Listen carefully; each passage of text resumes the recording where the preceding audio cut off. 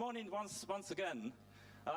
That's tricky. You know, we are living in this 4G network era, and it's a problem for the system here in the conference room.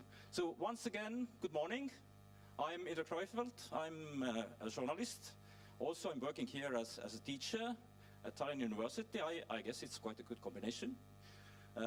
I know how journalism is working, and it's quite hard to teach journalism without any practical experience. All right, but somehow I represent also public interest, so I hope the issue we are going to cover is going to be also important for our society.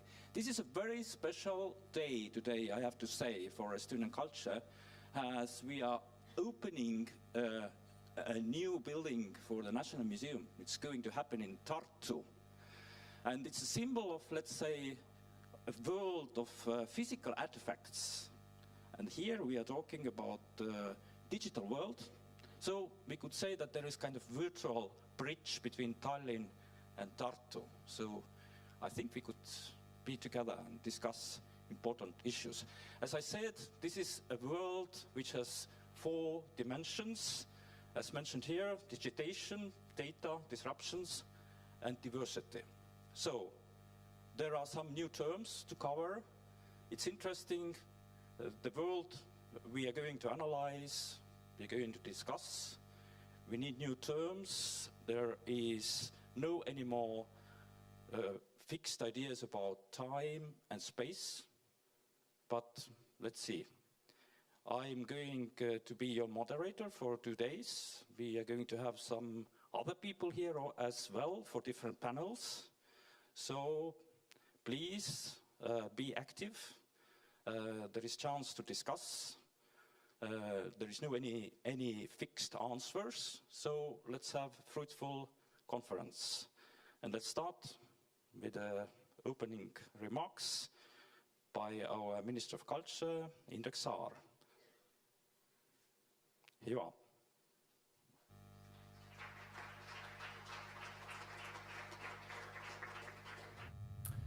Honored Mrs. Snežana Samardžić-Marković, Director General for Democracy in the Council of Europe, and Professor Katrin Niglas, Vice-Rector of Tallinn University. Dear members of the International Community of Culture and Digitization, dear conference participants from Estonia and abroad, ladies and gentlemen, I'm glad to welcome all of you here in Tallinn, in Estonia, at the conference Culture 4D, Digitization, Data, Disruptions, Diversity, already as a 3rd of its kind in the series of Council of Europe platform exchange on culture and digitization. It is thanks to the digital means that I am able to overcome the challenges of time and space and deliver my greetings to you today. In the 2 days ahead, you will be part of high-level discussions on topics such as opportunities and challenges involving cultural big data for the common good, the effects of digitization, data markets and data curation on cultural memory and cultural diversity, public-private cooperation in the cultural field, just to name a few.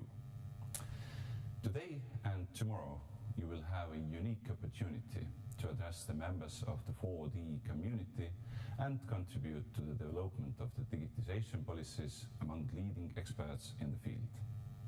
I urge you to be ambitious and bold, to open up and share your ideas, and to imagine how a digitally networked world could contribute to the development of democratic values through culture. It is vitally important to map the areas where the international digital community can improve and who are the most suitable counterparts to put your ideas into action.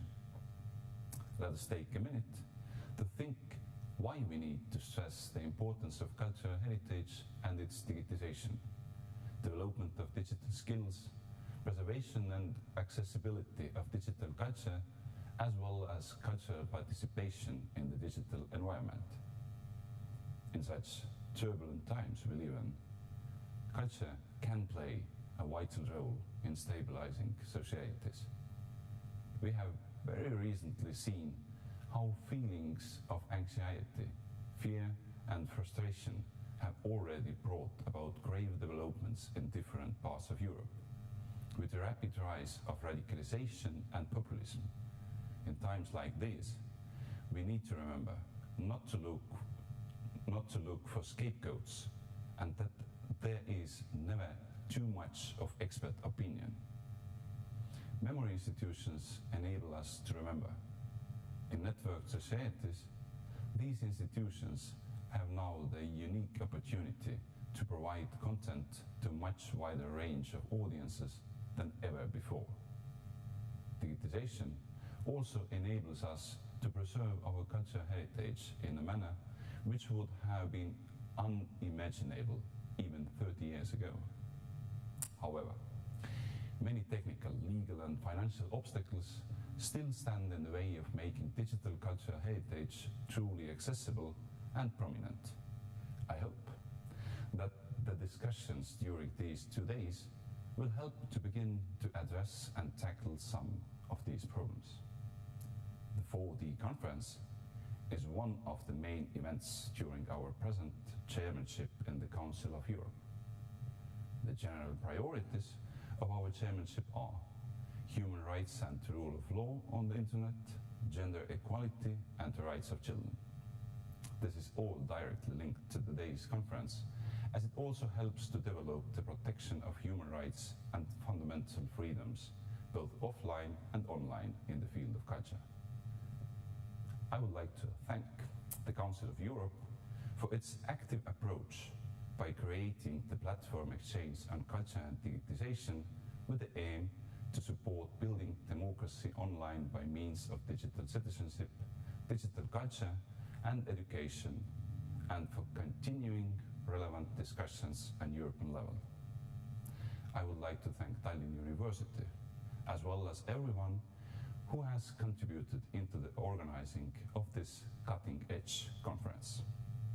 I wish you all to have an exciting conference, and I hope you'll have a pleasant stay in Tallinn.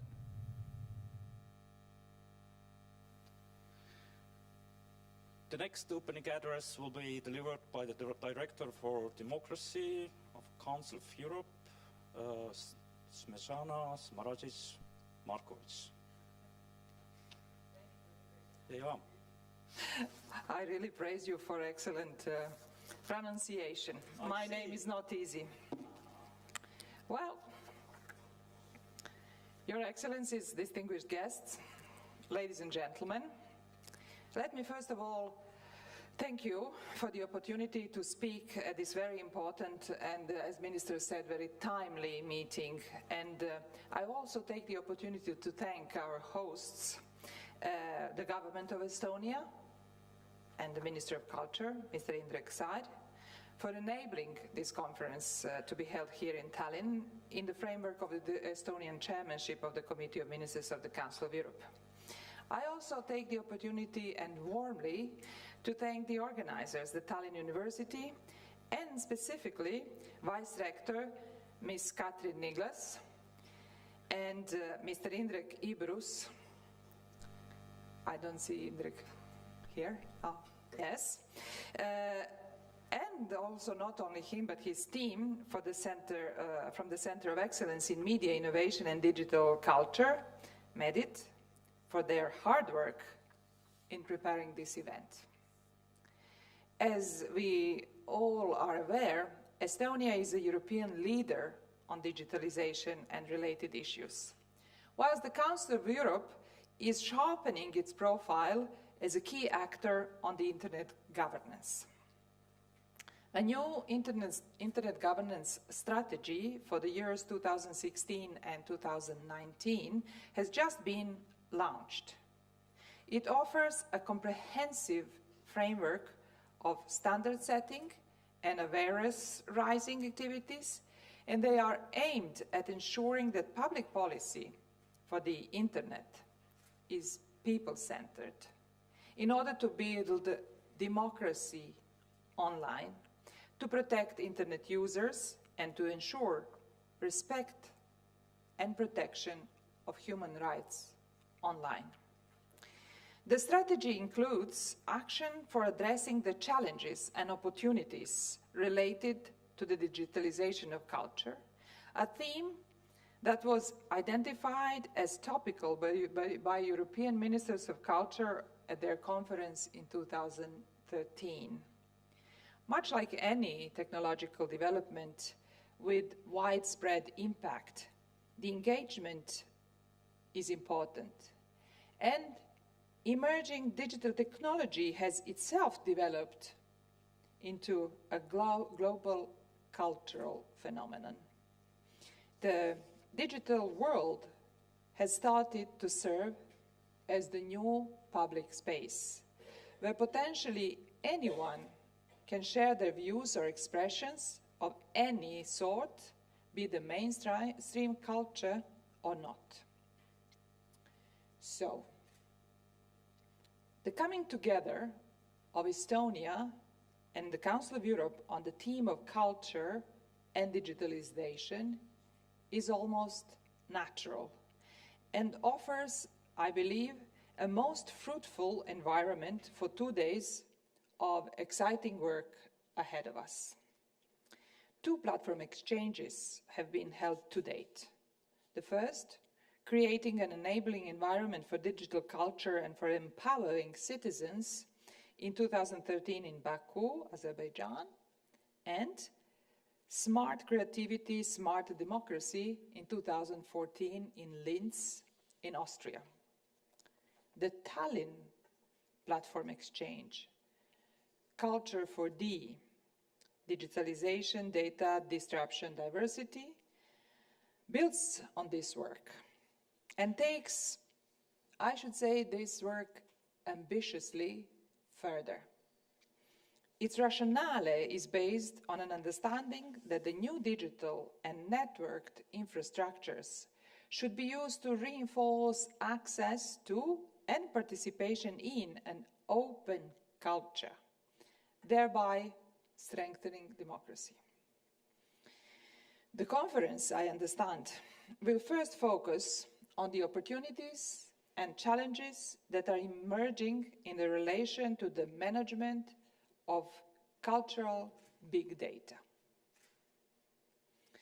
Whilst we always hope that the new technology helps freeing humans from manual tasks and leaving nothing but creative tasks to them, there is another side to this.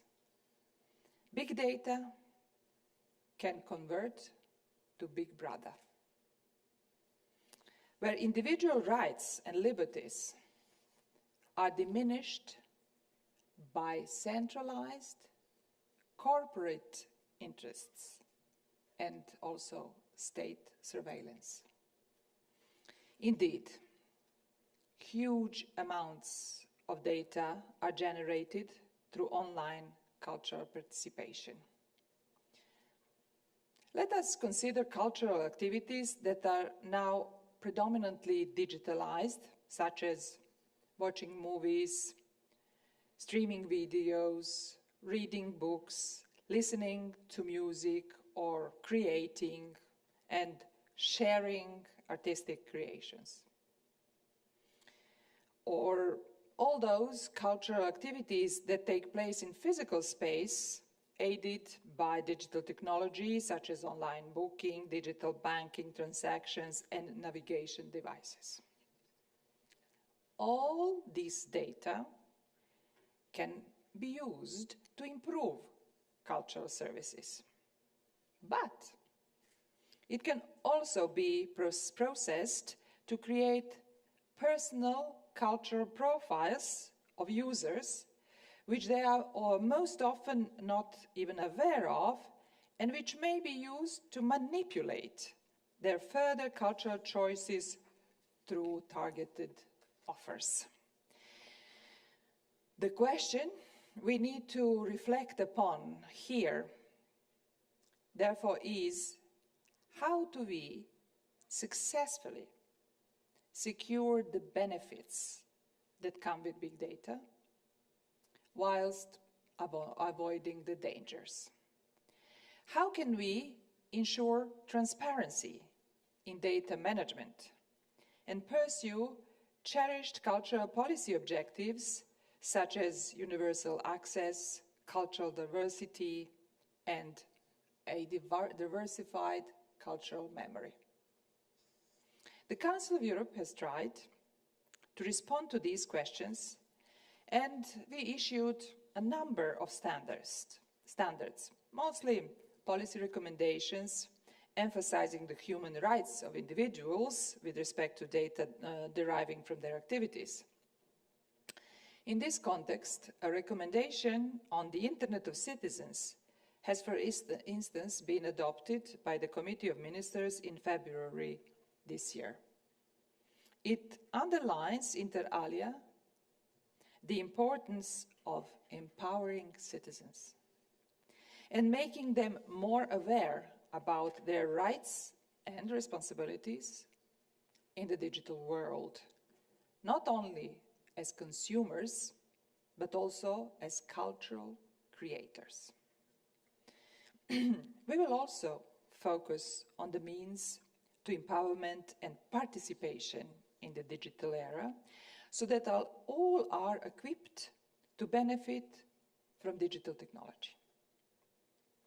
Our second work day will consider ways for overcoming cultural barriers and closing digital gaps within a global society, as well as between different social groups, with a view to enhancing cultural access, participation, production, acquisition, and intercultural relations.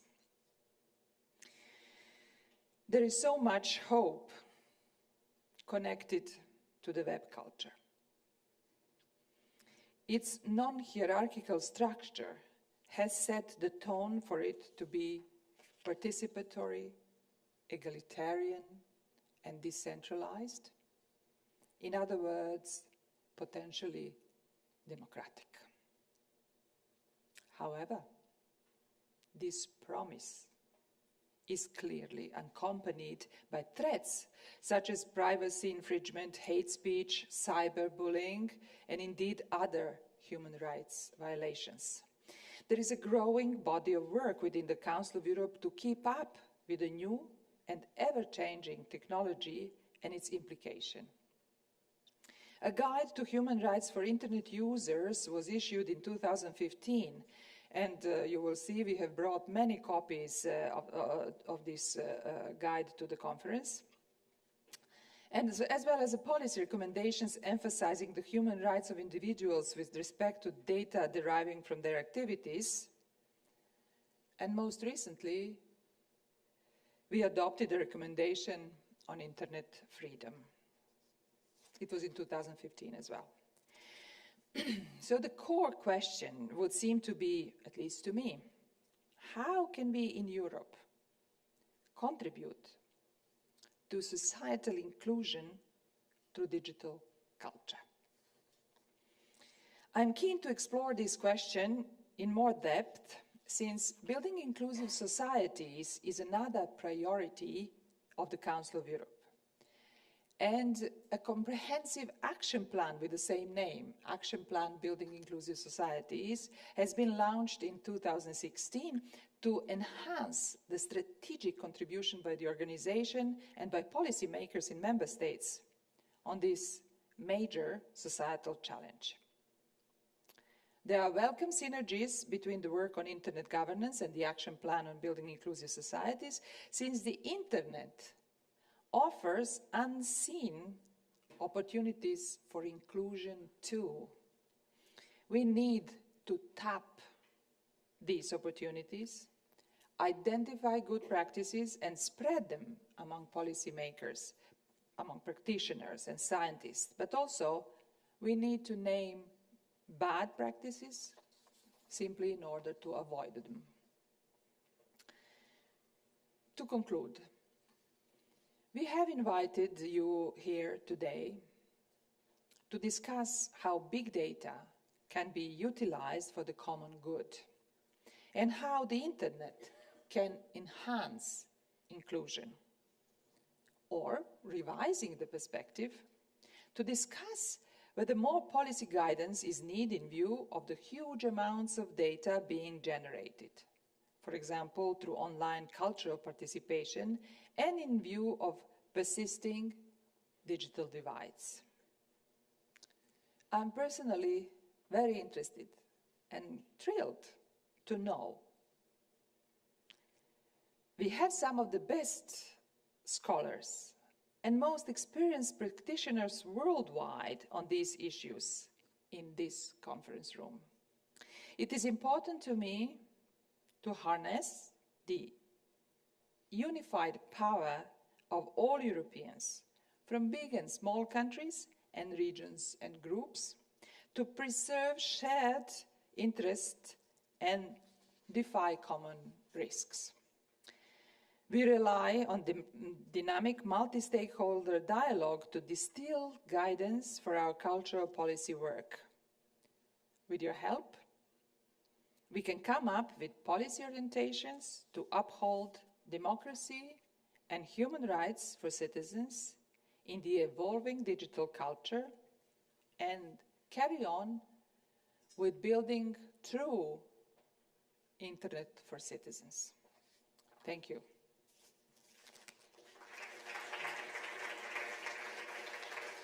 Thank you so much for such an inspiration. The next speaker is our colleague here at Tallinn University, Vice-Rector Katrin Niglas.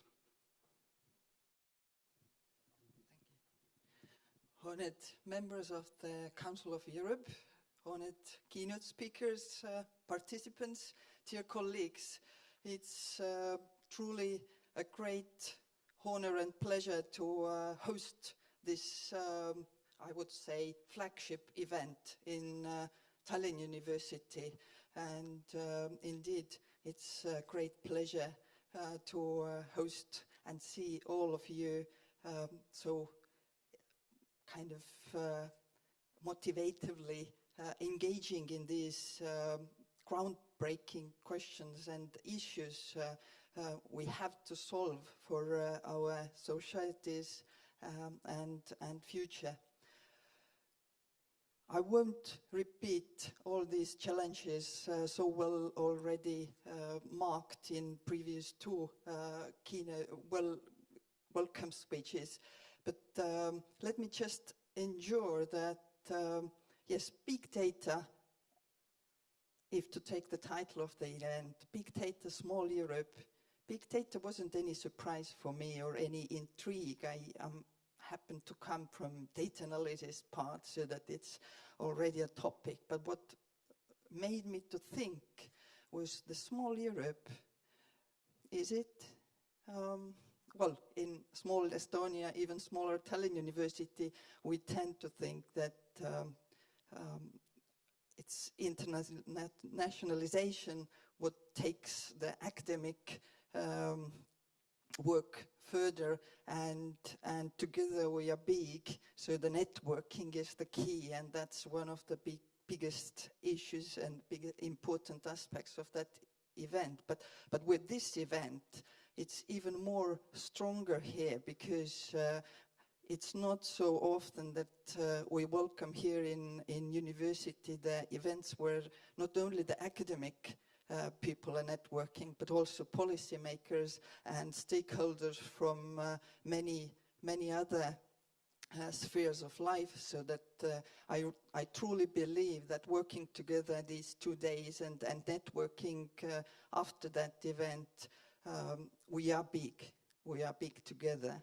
And in that context, I'm holding in my hand our development plan until this magical 2020. And first, again, like you think that, yes, this is one area of our university which deals with these issues.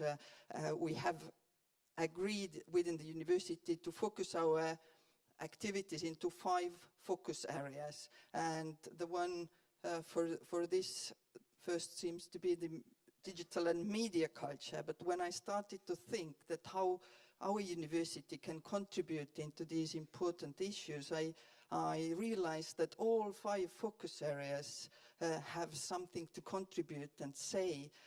For example, the focus field on cultural competencies, as we want.